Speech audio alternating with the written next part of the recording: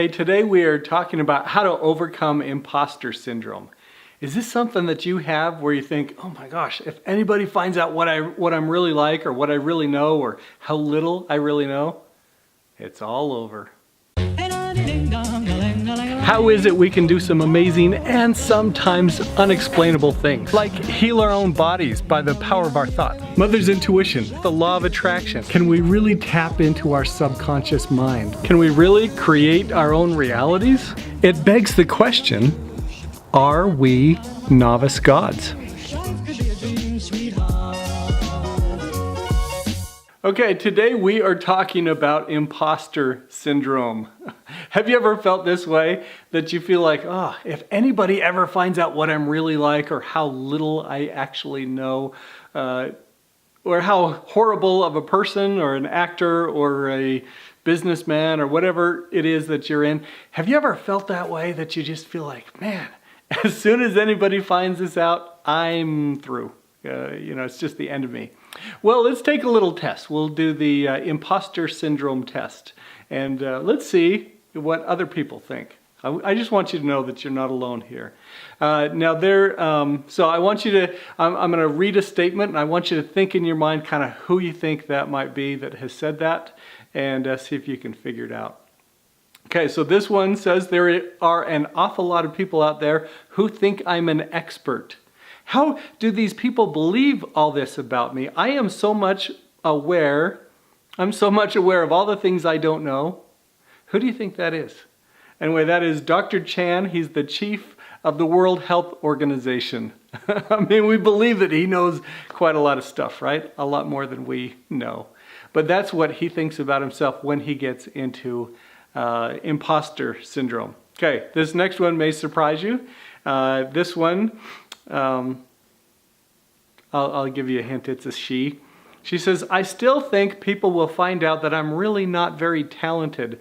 I'm really not very good. It's all been a big sham. Can you think who that could be? That was Michelle Pfeiffer. Okay, next one. This is another actress. I'll just give you that hint there. She says, sometimes I wake up in the morning before going off to a shoot and I think, I can't do this. I'm a fraud. Anyone come to mind on that? Anyone that you would point out and say, oh, she is definitely a fraud. She's not a great actress. Kate Winslet. Okay. This one, she says, I have written 11 books, but each time I think, oh, they are going to find out now. I have run a game on everybody and they're going to find me out. That was Maya Angelou. Isn't that crazy? As talented as she is, as much as gifted as she is, she still has those imposter syndrome feelings. I'll give you one last one. This is a guy on this one. He says, no matter what I've done, there comes a point where you think, how did I get here? When are they going to discover that I am in fact a fraud and take everything away from me? That's Tom Hanks, one of my favorite actors. Okay, so I want to talk just a little bit about imposter syndrome, what it is, and more importantly, how do we get over it? So imposter syndrome is something that happens to all of us. Obviously very talented people. It's not based on how gifted or talented you are, but it's based on some things that are going on in your mind. And so we're going to chat just a little bit about that and see what we can do to kind of guard ourselves and protect our confidence and keep ourselves from sliding down to that hole of imposter syndrome. And I got to tell you first, before I really jump into it, the very worst thing that can happen with imposter syndrome is if it prevents you from being who you were meant to be.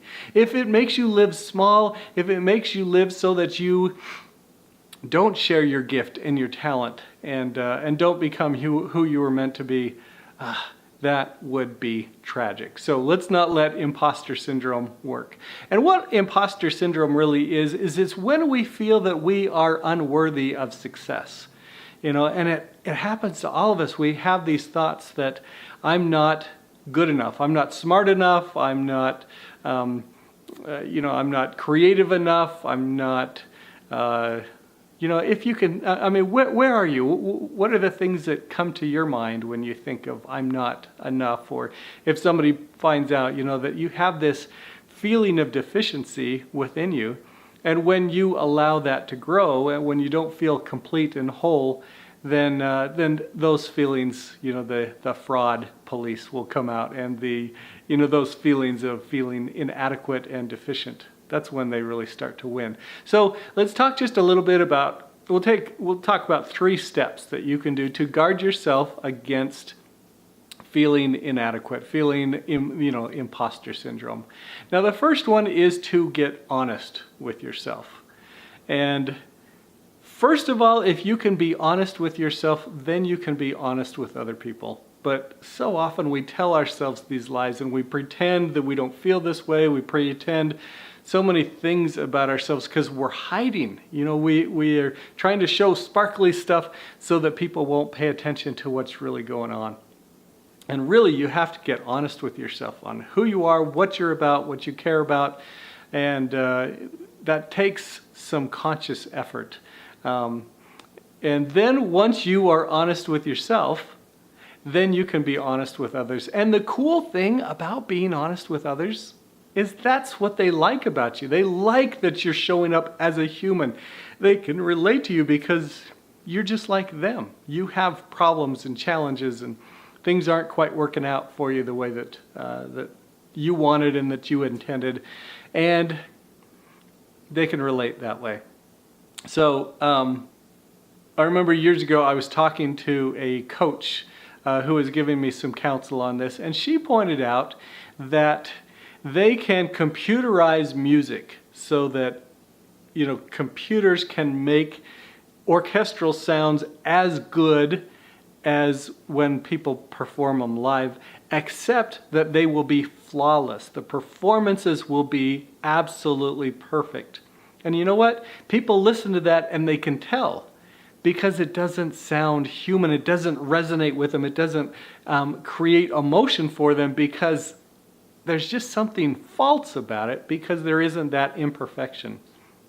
When we show our imperfections, when we show our imperfections to ourselves and to others, that's when we can really resonate with people, because they see us as real people. They see us for the foibles and the challenges and the human nature that we have. Does that make sense? I hope that helps you out. So step number 1 is get honest with yourself. Step number 2, and this is kind of a cool thing. Rather than focusing on yourself, if you can focus on the value that you provide, you can focus on others, on those that you're serving, on what it is that you are about. One of the things that I like is to kind of think about, I do a lot of stuff with entrepreneurs, and entrepreneurs, are creating a business, a company, and they will put together a business plan, and it's all based on what value do I bring the world? What value gives the reason for the existence of this company or this business? If you can think of yourself in terms of that, what value am I bringing to others? And once you know what that is, and then you focus on what you're doing to serve and to help others, suddenly you take the heat off of yourself, because you are there serving somebody else. You are making their lives better, their lives easier. And when you're focused on them, it just makes yourself feel so much better, because you're no longer on the hot seat. And as imperfect as you are, as limited as you are, as challenged as you are right now, you have those opportunities to really make a difference by being you. So that's step number 2. Step number 3 is to take action. The best way to overcome imposter syndrome is to be moving forward, because a lot of times our mind, our subconscious mind, wants to keep us safe.